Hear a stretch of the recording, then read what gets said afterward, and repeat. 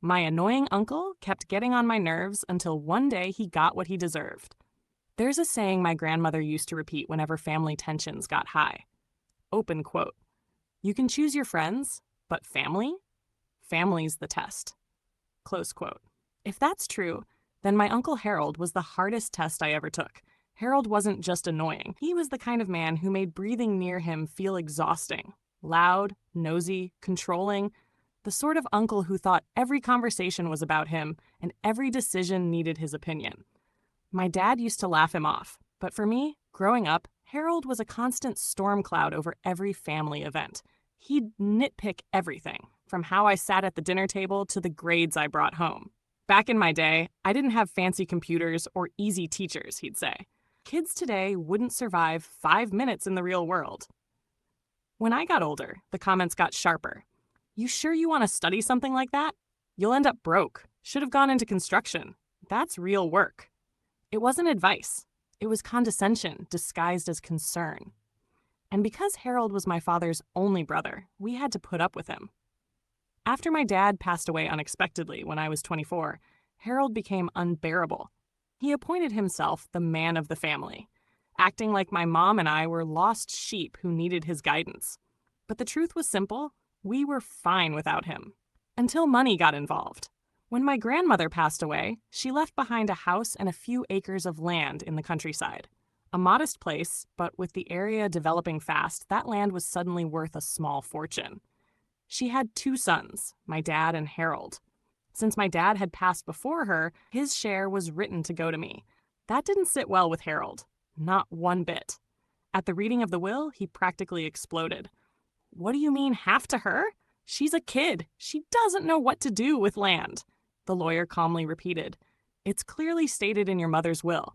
Half to you, half to your late brother's daughter. Harold's face turned red. This is ridiculous. She never understood family business.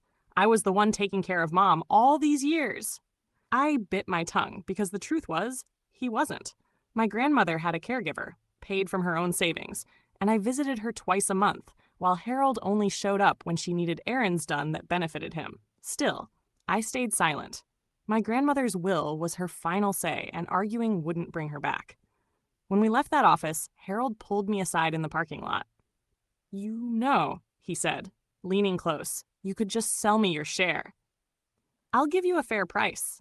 I blinked. Why would I do that? He smirked. Because you don't know the first thing about maintaining property. It's a headache. I'd be doing you a favor. I smiled politely. I'll think about it. But I already knew my answer. Absolutely not.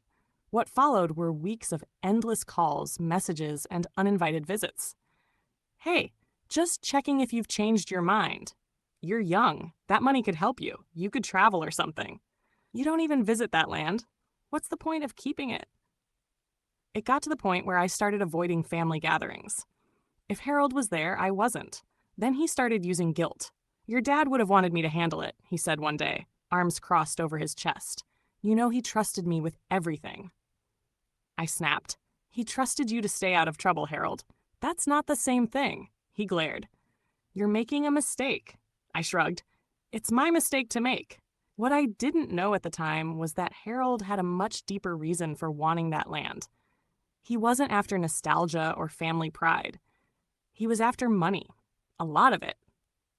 A new highway extension was being planned a few miles from my grandmother's property.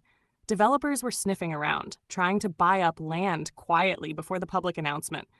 If you owned the right acres, you could sell for 3-4 times the normal value. Harold knew. I didn't. He tried to buy me out at a low price. $10,000 for something easily worth 5 times that. I refused, of course. When I didn't cave, he got mean. He called my mom, told her I was being selfish. He told neighbors I was ungrateful. He even started rumors at church, saying I planned to sell the land to outsiders who'd tear it all down. It was exhausting, but I held my ground until he did something I couldn't forgive. One weekend, I drove up to the countryside to check on the house, just routine maintenance, making sure no leaks or pests had taken over. When I got there, I froze. The fence was torn down, the old oak tree near the back was gone, and there was Harold, in work boots, barking orders at 2 men with chainsaws. What are you doing? I yelled, jumping out of my car. He looked up casually. Oh, hey, just cleaning up the place. You're welcome. Without my permission, he waved a hand. Relax. You don't know what's good for this land. I'm helping you. Helping me by cutting down trees and tearing fences apart? He gave me that smirk, the one that always made me want to scream. If you cared so much, you should have been here sooner. I called the sheriff. The men stopped working when they saw the cruiser pull up. Harold tried to talk his way out of it, saying it was family land and that he had every right. The sheriff told him plainly that without my consent, he didn't. He had to stop immediately. He left that day fuming, his face red with humiliation. I thought maybe that would finally make him back off. But it didn't. It only made him angrier and more desperate. Weeks later, a letter arrived from a real estate agency. It was a purchase offer for the entire property, including both halves. At first, I thought it was a mistake. Then I saw Harold's signature on the document. He'd tried to sell my half without my knowledge. That was it. That was the moment I stopped trying to reason with him. I decided it was time to let karma and a little planning do its work. If Harold thought I was some naive little girl, he was about to learn how wrong he was. I didn't confront him directly. Instead, I started gathering information. I visited the county records office and found out he'd been taking out small loans using his half of the land as collateral. He was counting on selling the property quickly to pay them off. If he couldn't sell, he'd default. Interesting. Then I did some digging about that rumored highway project. The county had held closed-door discussions about the route, but nothing was finalized. However, and this was the crucial part, I learned there was another development being proposed, a waste treatment facility. If that went through, property values in the area would plummet. I didn't have to do anything illegal. I just had to let that nature and Harold's greed take its course. A week later, I invited Harold to lunch. He was suspicious, but came anyway, mostly because he never missed a chance to gloat. Over burgers and iced tea, I sighed dramatically. You were right, I said. The land's a lot of work. I'm thinking of selling my half. His eyes lit up like Christmas. Finally came to your senses, huh?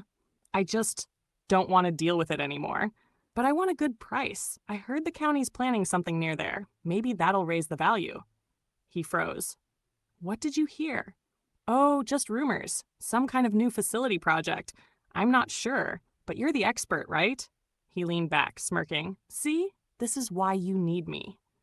I pretended to hesitate. I'll sell you my half for $20,000, but you have to take care of all the paperwork. He didn't even blink.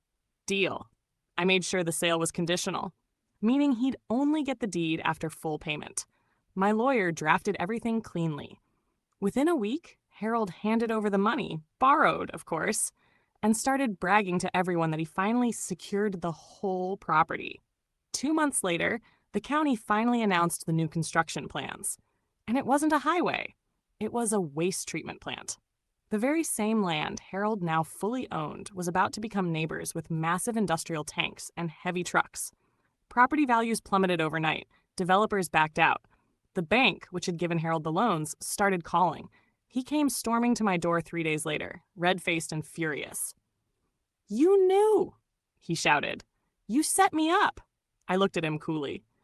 I didn't make the county's decision, Harold. I just made a decision of my own. He pointed a trembling finger at me. You'll regret this.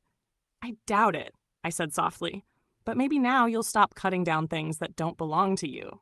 He left, slamming the door so hard the frame rattled. By the end of the year, Harold's loans defaulted. The bank foreclosed on the land. He lost everything. Not just the property, but his truck, his savings, even his reputation. People in town whispered about him. The man who tried to cheat his niece and got outsmarted by his own greed. He moved into a small rental apartment on the edge of town, living off odd jobs and bitterness. Every time he saw me at the grocery store, he'd glare like he wanted to spit fire. But he never said a word again. I didn't need to gloat. I didn't need revenge speeches or dramatic endings. The universe had handled it perfectly. He got what he deserved. A year later, the waste facility project was halted due to budget issues. The county offered to sell the land back at auction, and guess who managed to buy it quietly for a fraction of the price? Me. The same land my grandmother loved. the same place Harold tried to steal. Now it's mine, legally, cleanly, and without his name anywhere near it. Sometimes when I visit, I stand near the old oak stump Harold cut down and think about how greed blinds people. My grandmother used to say, karma doesn't forget anyone. It just waits for the right season. She was right. Because when karma came for Harold, it didn't knock. It came like a storm, swift, silent, and entirely earned. Like and subscribe, share if this happened to you or someone you know.